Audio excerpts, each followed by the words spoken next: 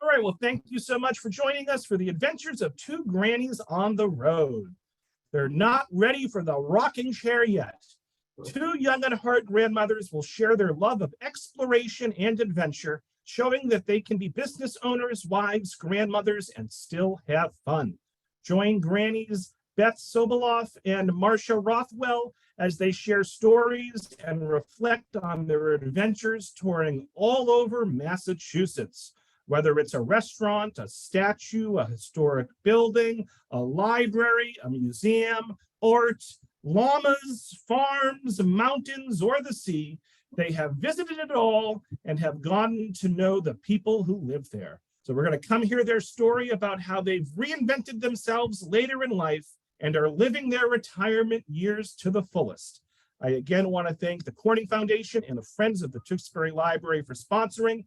So all 110 of us who are watching live and the many more that will watch the recording, let's give a big virtual round of applause to Beth and Marcia for joining us this morning. And Beth and Marcia, you can take it away. Thanks so much. Hi, I'm Beth. I'm Marcia. And we're two grannies on the road. Oh, and I'm the younger granny. I'm the older, but the wiser. Jury's still out on that one. So we're going to share our screen here.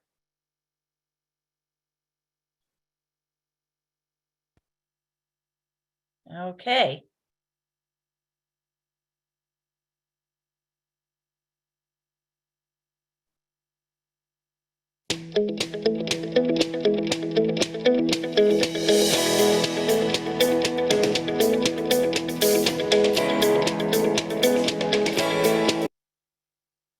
Oops. Sorry about that.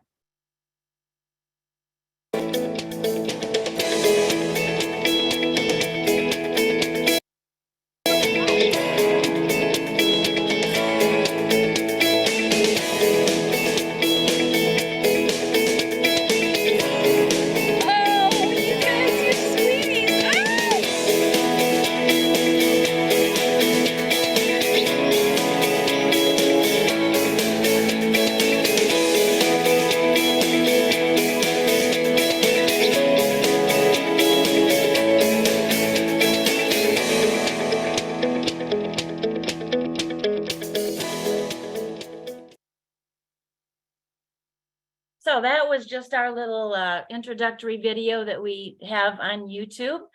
I'm going to start by giving you some of the background of how Two Grannies on the Road all started.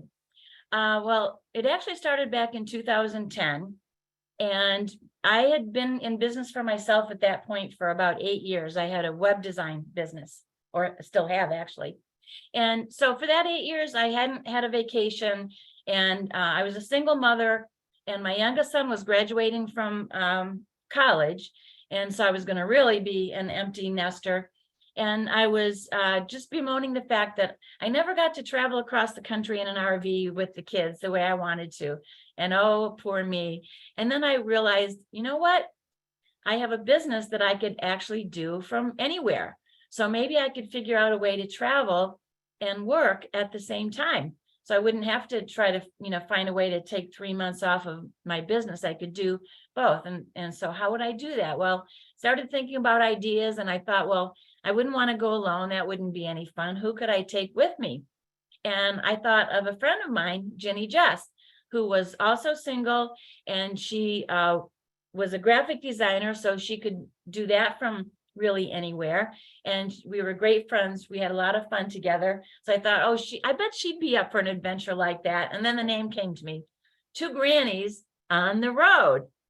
So we started making plans about how we could make this all work. She created a logo, which you can see on our shirts.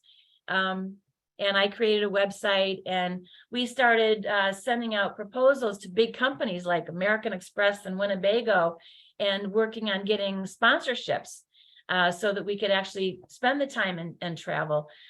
We had all kinds of plans. We even got an itinerary to go across the country. We were going to go in the wintertime, get out of New England, go south to Florida, and then go west and travel as we went, meet with business people, do seminars on how to create online and offline marketing to grow your business. We had it all figured out. And well, the dollars did not roll in. So we never really did the full trip. We started, we were trying to promote it. We were doing networking, doing a lot of things, and then trying to figure out, well, okay, so what else, how else could we do this? So our first pivot was, we said, you know what, traveling locally is still travel. We don't have to do a big cross-country trip.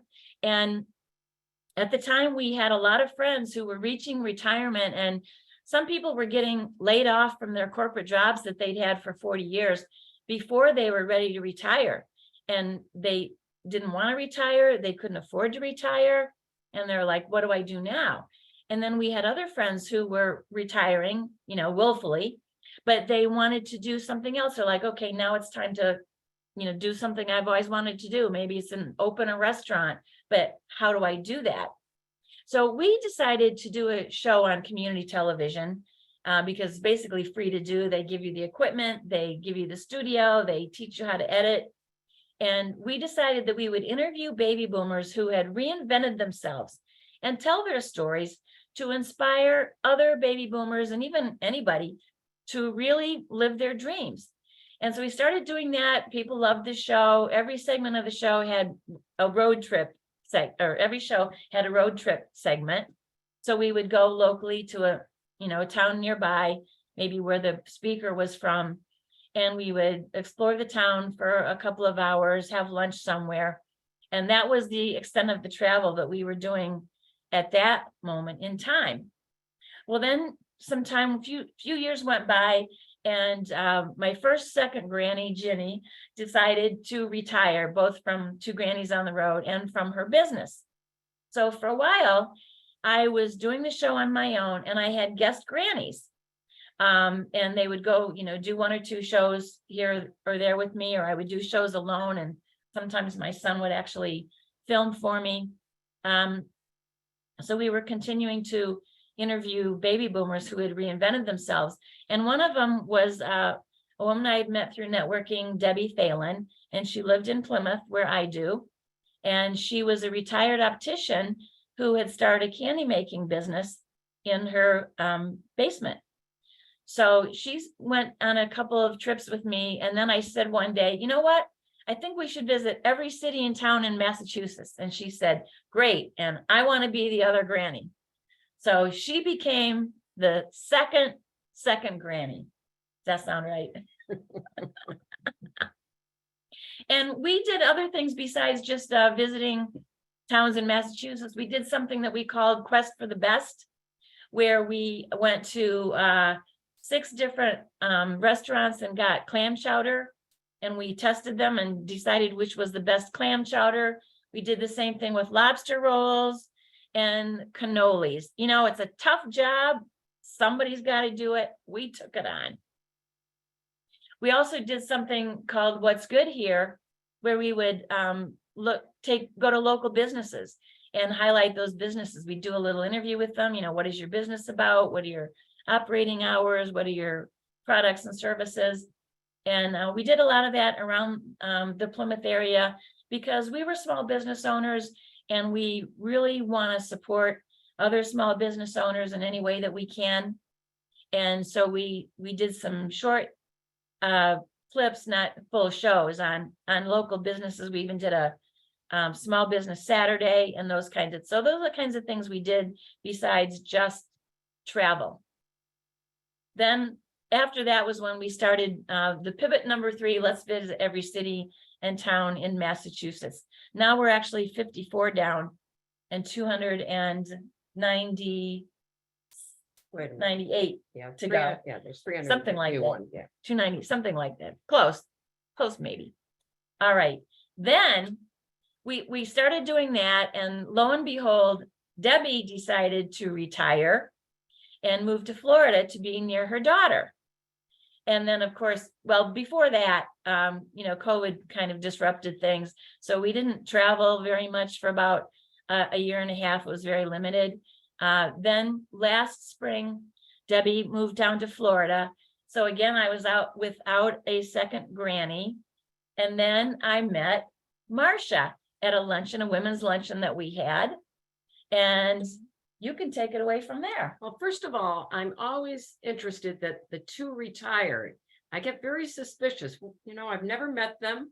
I hear about them, I see their pictures, but you know, they both disappeared out of the area. So if anybody knows where they are, let me know. Don't check my freezer.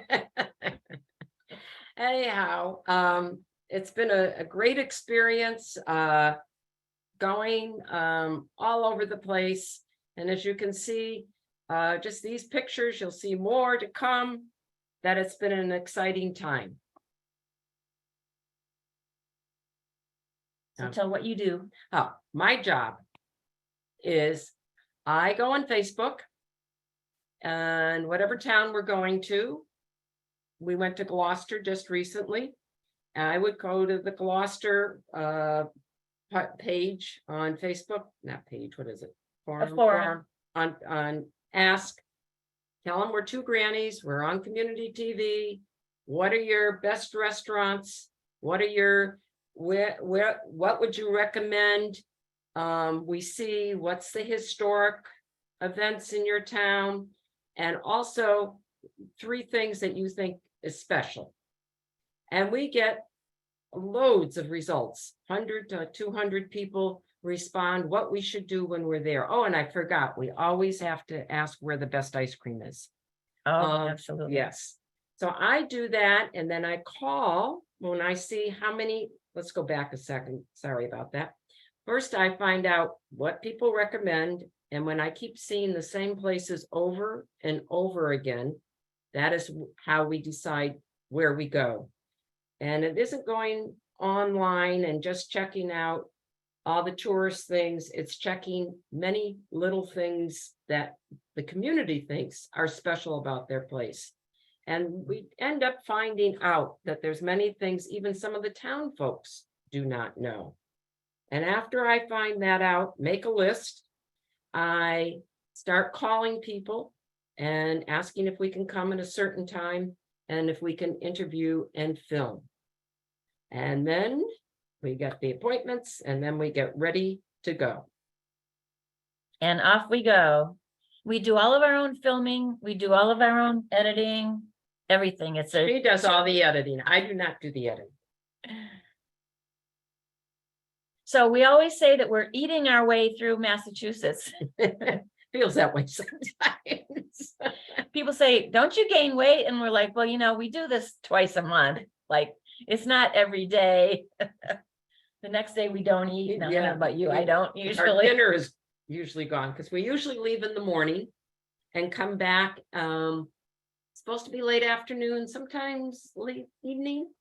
It matters how far we go. And some other times we went to the Berkshires and we stayed 4 nights because it's so far from us to go in one day. Yeah, and we did 5 towns 5 times in five days. And the biggie. So why do we do this? Well, you know, why do people like to travel? You know, for one thing, it keeps us physically and mentally active.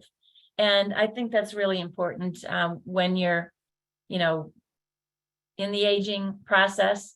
Being physically and mentally active is very, very important to, you know, keep up with things and to not get sick and not go downhill. We're always learning new things. I don't know about you. I'm a lifelong learner. You probably are too, I am right? too. I agree with that. And one of the biggest things that we both love is that we meet so many great new people. Every time we meet the nicest people. I mean, in Gloucester, we had lunch with the owner of the Seaport Grill. And we got so relaxed sitting and talking to her that we almost forgot we had appointments to go to after that. Yeah, that wasn't good. But it was wonderful. But the lobster roll was great. We actually had 2 lobster rolls, one with butter, we split, one with butter and one with mayonnaise. And I would say the butter in my eyes was a little bit better, but boy, that one with mayonnaise, very little mayonnaise and little celery, not a lot. So I liked that one. and she liked that one. So that was a very great lunch. So we also love sharing the hidden treasures around the state. I mean, like she said, we don't go just to the tourist spots. We find the hidden treasures that a lot of times only people in town know about. And sometimes other people in town don't even know about it. But we like to encourage people to go out and explore. And it's not hard to go to the next town or 4 towns over, even to a town that you haven't been to or hadn't been to in a long time, and spend the day and find all these little things that they have. And they always have these war memorials that are beautiful, and other kinds of memorials in town. And I mean, we just live in such a great state. There's everything you would want, whether it's oceans, lakes, rivers, mountains, forests, We've got it all. farms, you name it. There's so much to explore. I even went in my own town. And guess what? I learned a lot that I didn't know.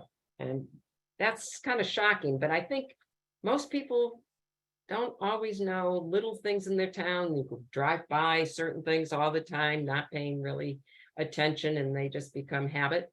So it's great to explore close by, far away in the state. It's just fun. Yeah.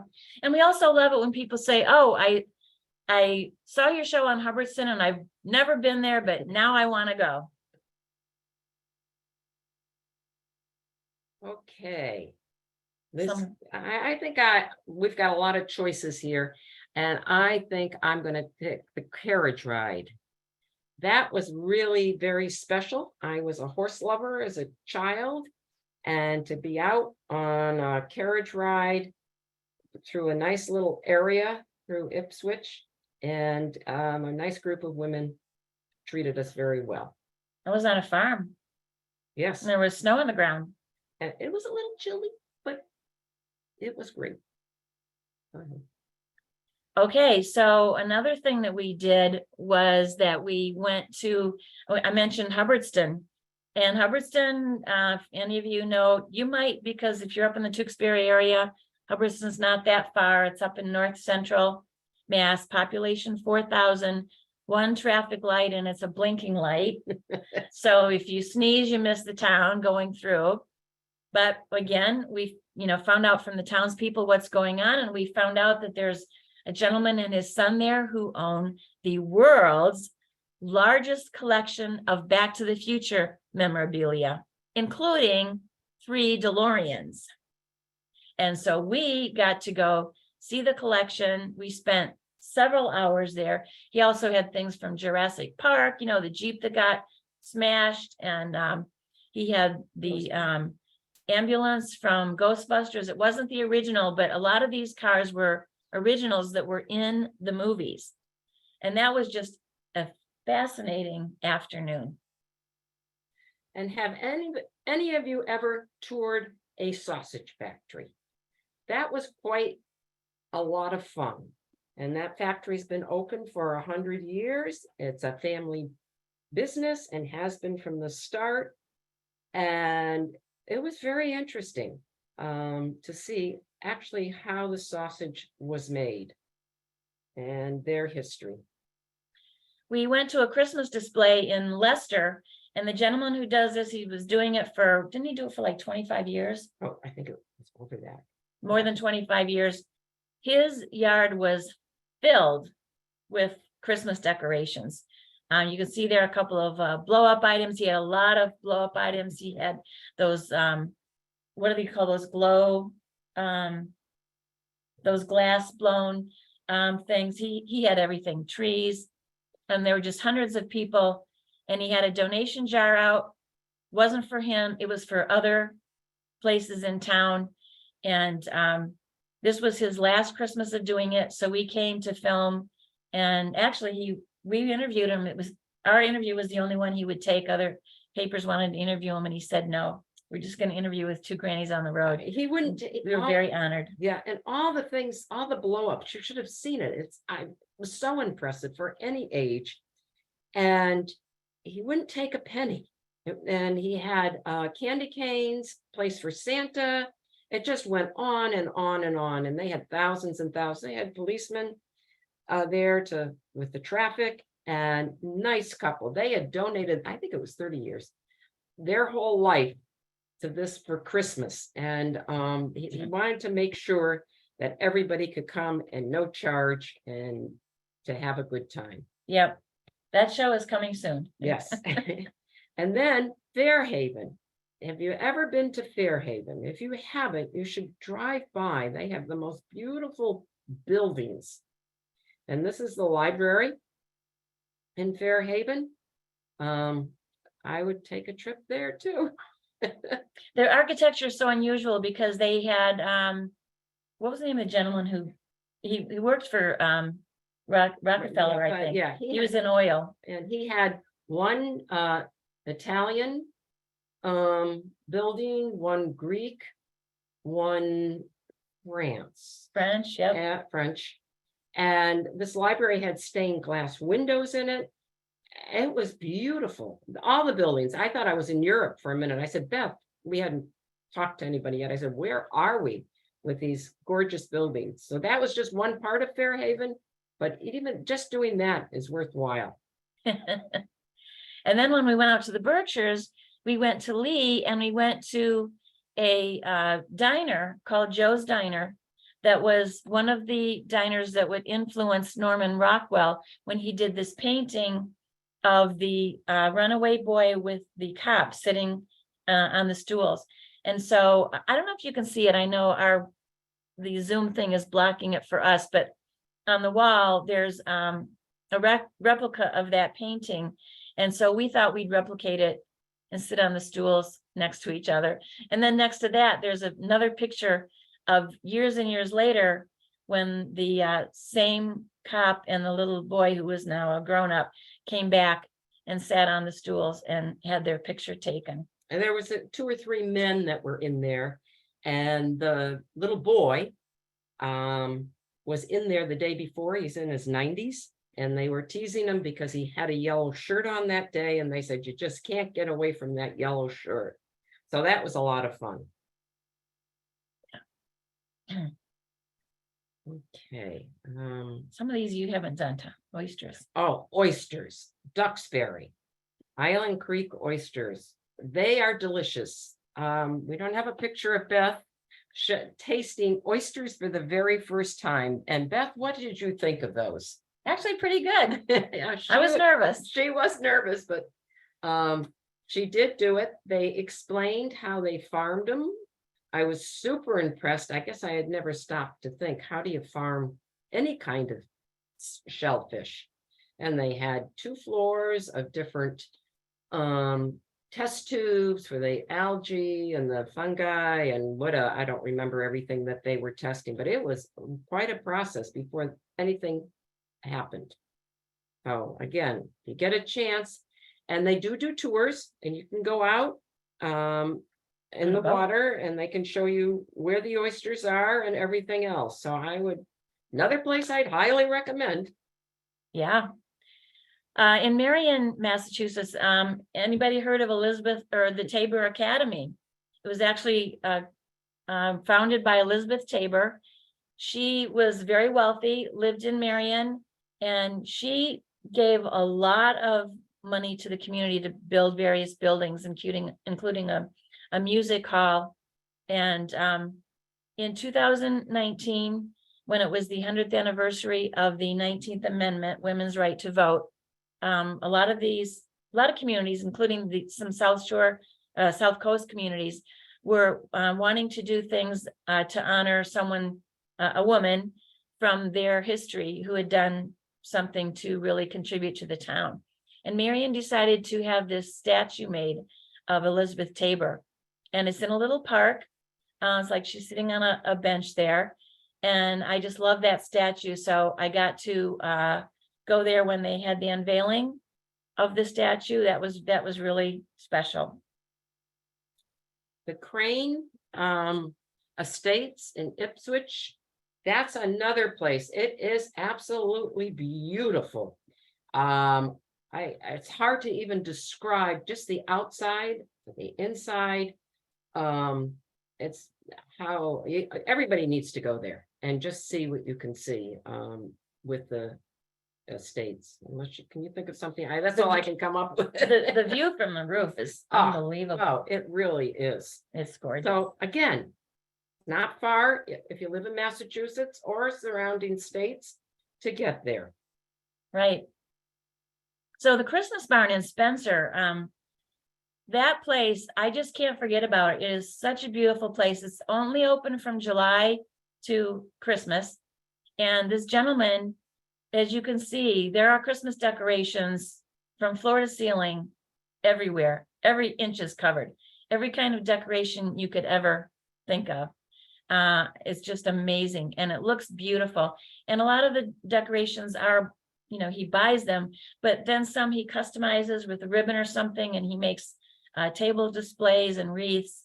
And it's just a really fun place to visit in sometime after July. The other thing is Acushnet. Have you ever had Acushnet Creamery ice cream? You don't have to go to Acushnet to get it because they sell it in other communities. He'll only sell it to one shop per community though. I know there's places in Wareham and Rochester that have it, and Dartmouth. I'm not sure, on their website they say where else they sell it, but it is the best ice cream I've ever had. And we watched them, the ice cream's coming out. You can see a bucket there with chunks of Oreos in it. They don't just grind up the Oreos, they split them into 3 to 4 pieces. So you get 1/3 to 1/4 of an Oreo in a bite. It is fantastic. Beth is addicted, I'm afraid. Good thing it's not next door. Oh my goodness, these are all wonderful things that we've done not too long ago. I'm going to take the caboose in Chester. That was an interesting night that Beth and I spent sleeping, but the train, nobody told us this, but the trains came. I don't know how many trains came through that night. Do you know? I don't. I lost count. I don't know. Even one stopped. Anyhow, it's a great place, Chester, Mass, which is another little town. And they have a train museum next door at the train station that used to be. And that is also where the bathrooms were. So it was a little jaunt to get there. But I learned all about what people do in a caboose. I guess I never thought about it. It's always the little train, in back. That doesn't make sense. Part of the train. The caboose is always the last one on the rail. So they would work pretty hard in that capacity. Yeah, a lot of work went on in that to help run the train by the engineers. Yes. Right. So which one are you going to take, Beth?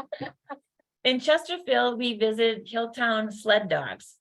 And there wasn't any snow on the ground. So instead of doing a sled, you do like a cart, and you can see Marcia there on the cart.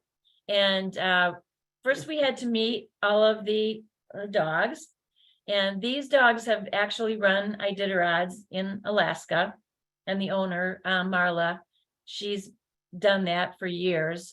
She really knows what she's doing with dog sledding, and she took us around a path on her property at a pretty high rate of speed. Over limbs and bumps and puddles.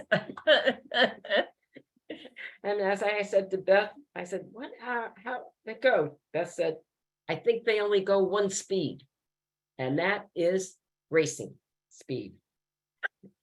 But that was really a lot of fun. And then how about that? Okay, the rat race. I don't know if anybody's heard of the rat race. Last fall, we went to Orange, Mass. Jerry at Billy Goat Boats rents kayaks and canoes and everything, and had asked us to come. And we came, and we went out in a little kayak. It wasn't a great day, but we went out on a little ride. And he said, why don't you come to this rat race? River rat race. And I'd never heard of it. I said, Beth and I looked, sure. And then somebody sponsored us, and Jerry even put our logo on one of the canoes because he let us use one of his canoes. And we were very excited. Well, that rat race is a real race. The day before, I went to Ethel to do the town where the race starts, and everybody kept saying, "You're going to be in the race?" And we go, "Yeah." "Are you paddlers?" "No." We did go out in a canoe twice in her pond. On a nice Yeah, calm we pond. ponds, and we went around. And oh, I said, "Have you ever done it?" "Oh, I'd never do that." "Hope you don't fall in." And that went on all day. I said, "Beth, do we have any idea what we're getting into? Because this is very serious with paddlers. And lots of people evidently dump in. So you go and you get it the night before on Friday, a lotto ticket where you're going to be. There were 178 canoes. We were 143, I believe. And we decided maybe, because I kept saying, "Beth, I don't care. Why don't we just wait till everybody, we'll be last." And Beth goes, "Oh, I'm a little aggressive." I thought, these people are super aggressive. I'm like, that's no fun. So we did hang out just while everybody got in, and then we got in the water, and there was another canoe next to us. And we had really just gotten the canoe in, and they went, and I didn't see it happen. I think Beth saw that somebody dropped a paddle or something. They leaned over, their canoe went on our canoe, and they went over. And for a second or two, we thought we were going to go, but we didn't. And it's a long story, but it was quite a ride. It's 6 miles, and we did come in last. But I'm very proud of us. We were also told we made it in an hour and a half, that was good timing. And we had 2 or 3 things that we weren't sure where we're going a couple of times. Sometimes the wind turned us around, but we did not tip over, and we did see other people. So ever get a chance, go on the rat race, or at least go watch it. We finished and we were dry. Dry. What can I say? Okay. So here's just some kind of press clips of shows that we've been on, or we've been on Channel 4, Channel 7 in Providence, Channel 10, Channel 6, in a bunch of local newspapers, also Boston Globe, New Bedford Standard Times, and WBUR. And I mean, the reason I think that's good is because the more people, how you see somebody and they do something that you want to do, but you don't think you can do. And then you see somebody else do it and you're like, hey, if they can do it, I can do it. And I think that's one of the things we're really going for is, hey, if people see that these, 2 old ladies are really, What was that? especially you, 2 ladies are really having fun and, living life to the fullest and not letting the aging process stop us from doing things that we really want to do. I think it, helps other people. So I think that's important to us. I think I would, Beth, I was not involved with the AARP, but I would like Beth to talk about her son, who is with me, what his dream is. He's not a grandpa, but I Not think it's hardly. important about aging and diabetes. Would you explain? Well, yeah. So, I mean, our mission this year is kind of threefold. We want to inspire other people to pursue their dreams at any age. You're never too old. We also want to debunk ageism because it really is a thing. We've seen it. And, I think, baby boomers and above, and even younger than baby boomers, as you're aging, you might start to feel like, hey, you're irrelevant, or people think you're irrelevant, or they make fun of you because you can't, text on your phone at 90 miles an hour. But you know what? We are still relevant. We're still very much useful and part of society. And I think there are a lot of things that would fall apart if baby boomers weren't, on town committees and things of that nature. That I see so many things that are being run by, by senior citizens. And I think, integrating with younger generations is a really important thing to do. And so we like to talk about that. We're also encouraging healthy aging. We did a thing recently with One Mighty Mill, which is a mill in Lynn that gets organic grain, and they stone grind it. So they leave the whole grain intact. The germ and everything is part of it. So you have the nutrition that gets stripped out when normally when flour is or wheat is processed into flour, and it makes it much more healthy. So we like to talk about those things. And my son is a type 1 diabetic. He was diagnosed when he was 21 years old. And he's been a trainer for the last 18, 19 years. And he opened up a gym in Norwell called Type 1 Fitness. And obviously, staying fit is, and just moving is a big part of aging healthy. Because, if you don't move it, you can't move it. Yeah, move it or lose it. And so we went to his gym a couple months ago, and we did a video, and he talked about, the importance of continuing to move as you age. They're saying that sitting is the new smoking. And, I have that problem because I sit behind a computer all day. I still do websites. And in fact, the most I move is when we go on one of these trips. That's one thing that's great about it. But just, and his gym is not just for diabetics or even type 1 diabetics, it's for everyone. And they have a lot of specialized programs for people. For instance, if you have heart surgery and you have to have cardio rehab, they have post cardio rehab there. They have a Weight Watchers program there.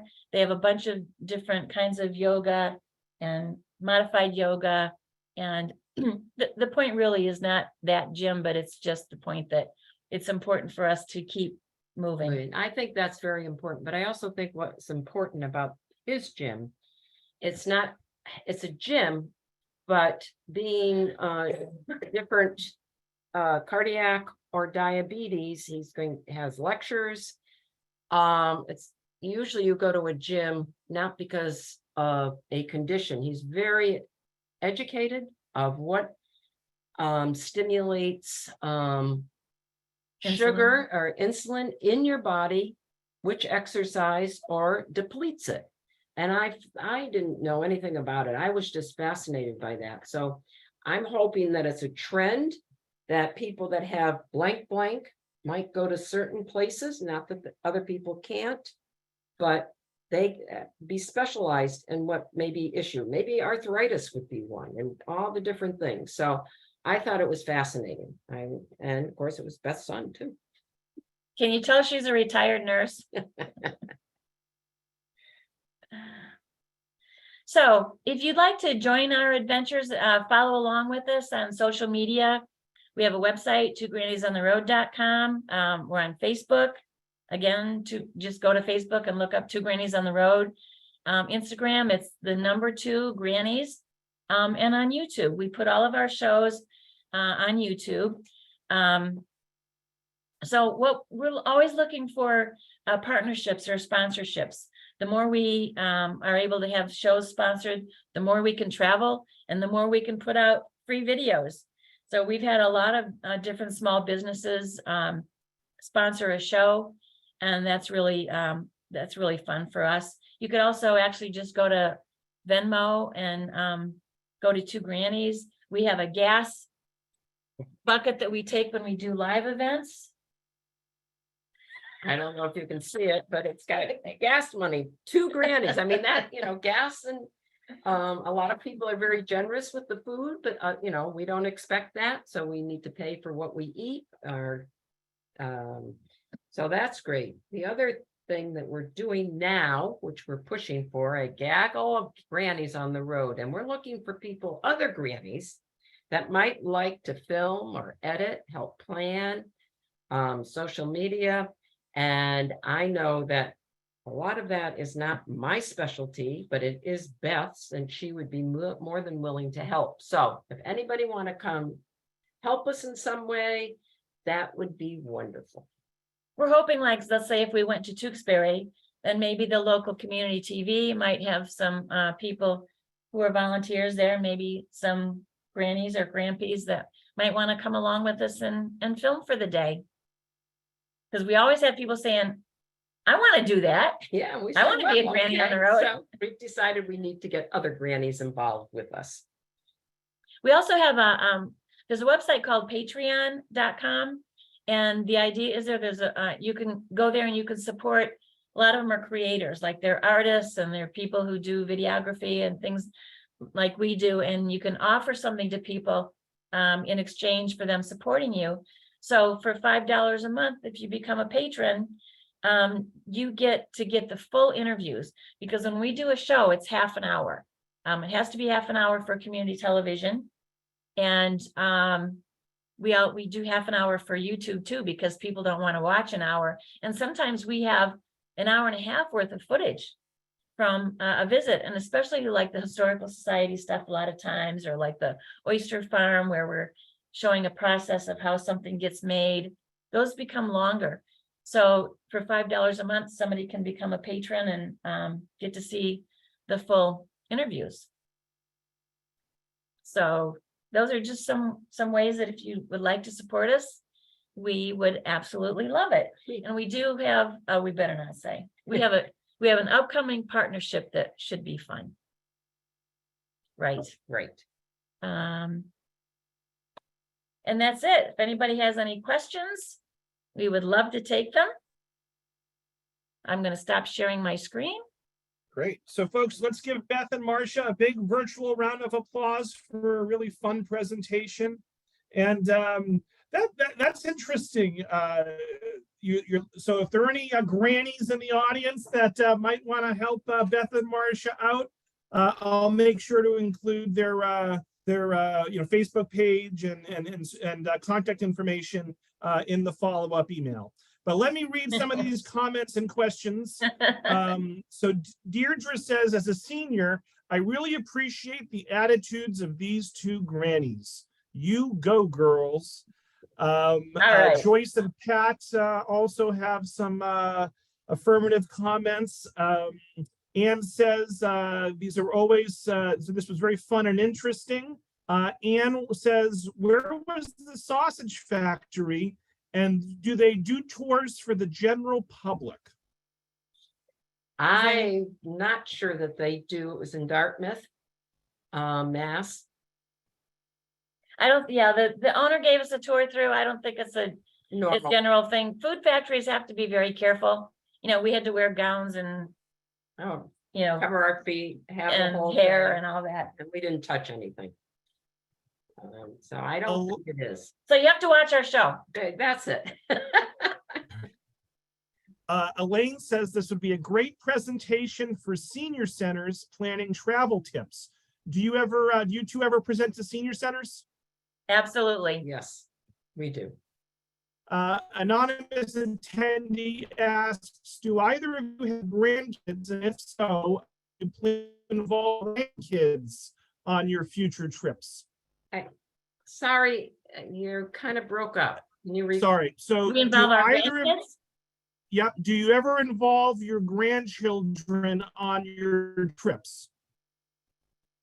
We haven't. I did once. I went to Yarmouth when it was the second granny.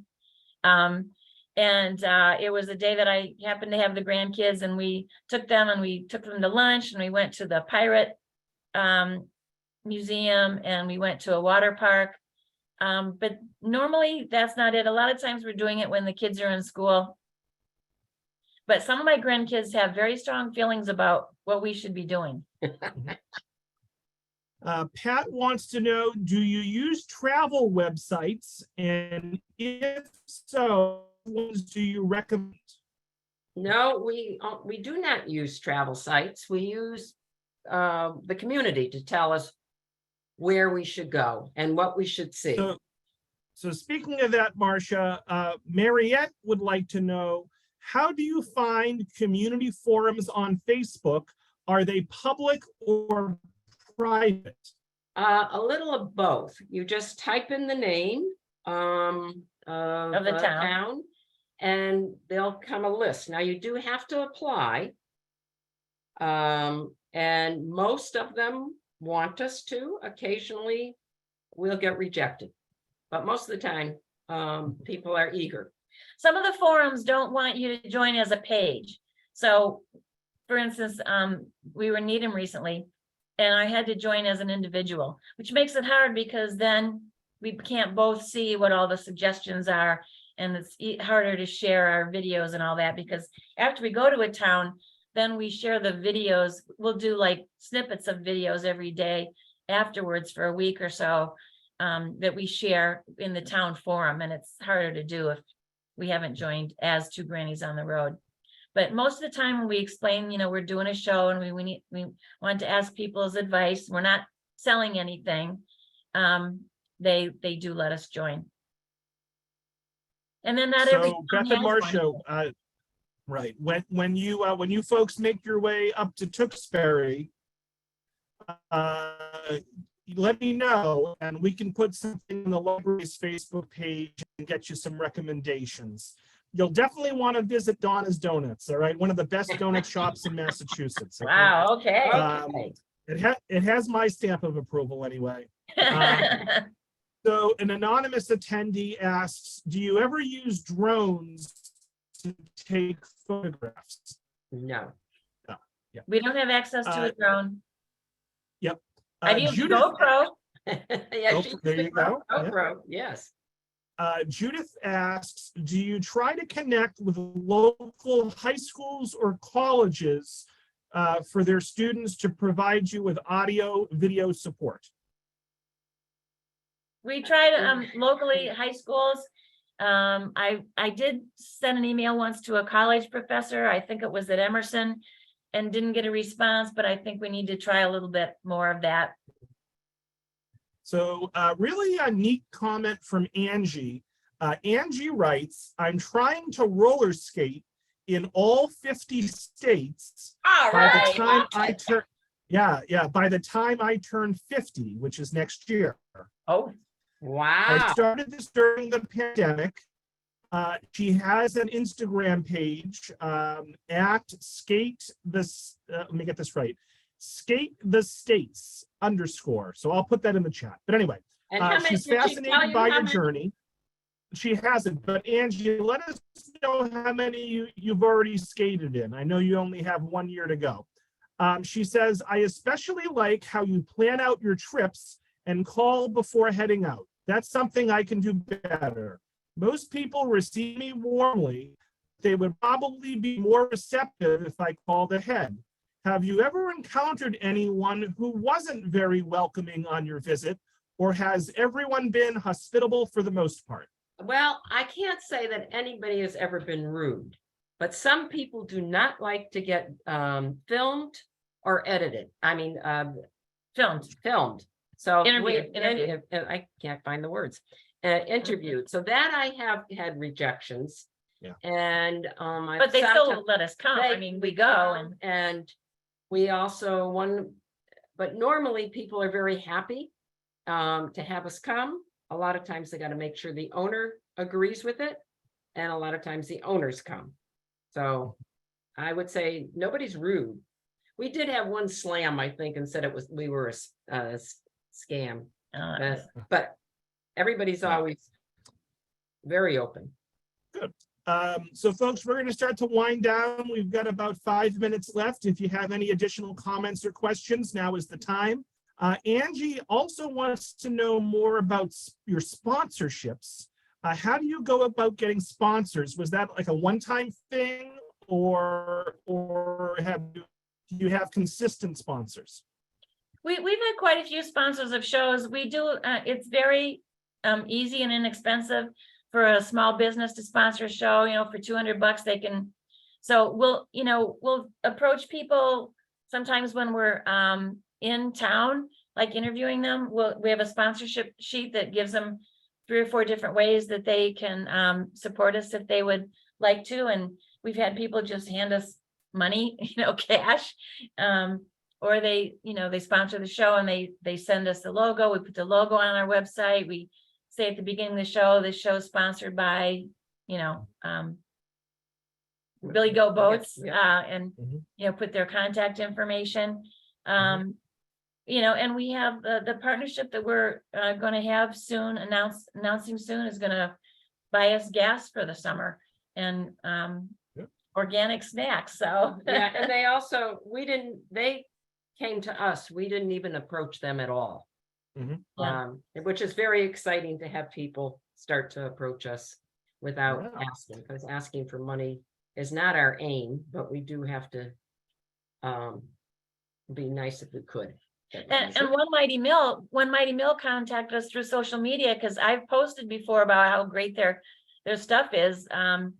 And they said, hey, if we send you a box of goodies, would you do a post? And we're like, absolutely.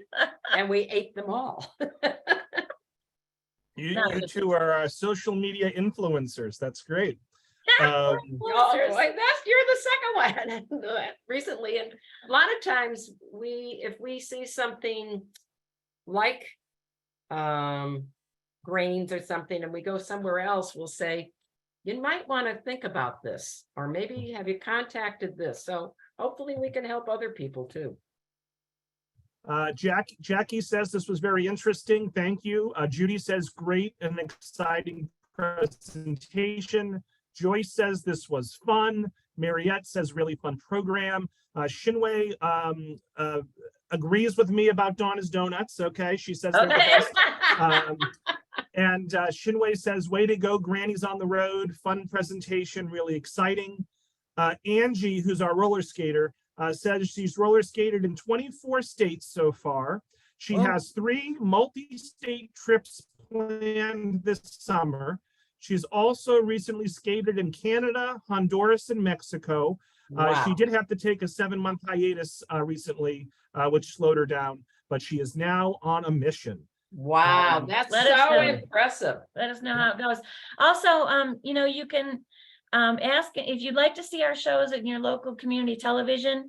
You can call the community TV and you can ask them to see our show, and they can download it. There's a whole system, I think they call it Mass Access, that when we do a show, Plymouth Area Community TV uploads it to this system, and any other community TV stations have access. So we're in over 30 communities, and we're in other states, Texas, Colorado, Pennsylvania.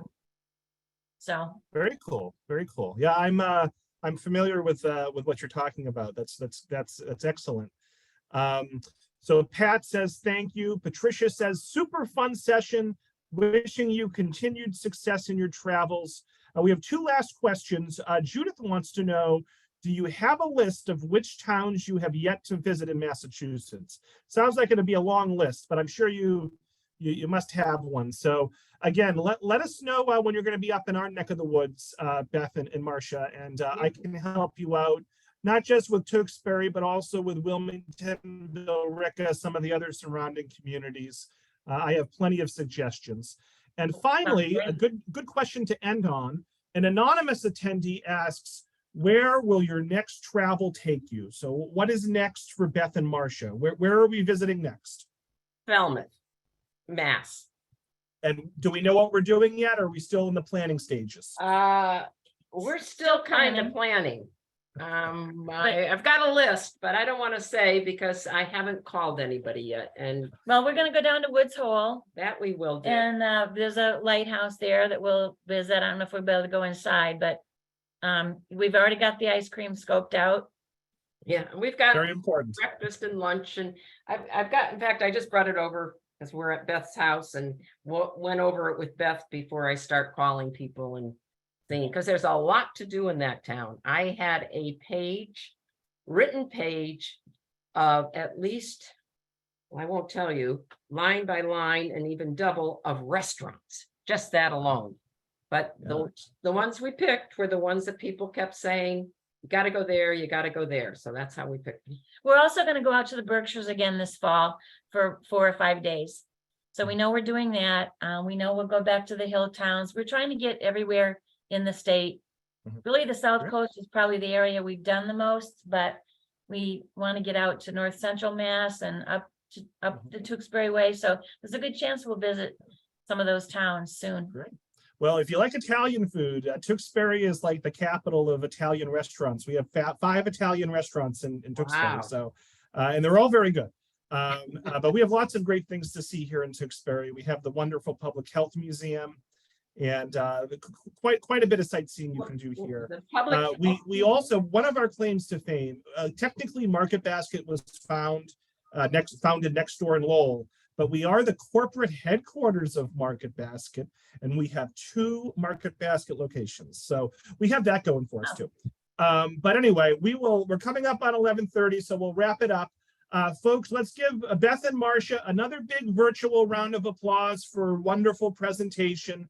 Look for an email from me tomorrow for those who are watching live. Look for an email tomorrow with the recording, a feedback survey, and information about some other virtual armchair travel presentations.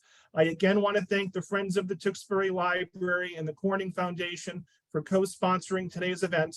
And Beth and Marcia, do you have any last words? Anything else you want to plug or say? Just keep on moving and go see Massachusetts. It's a great state. If we can do it, so can you. All right, that's a good attitude to have, a good message. So thank you all so much, and I hope everyone enjoys the rest of their day. Thanks again. Thank you. Bye.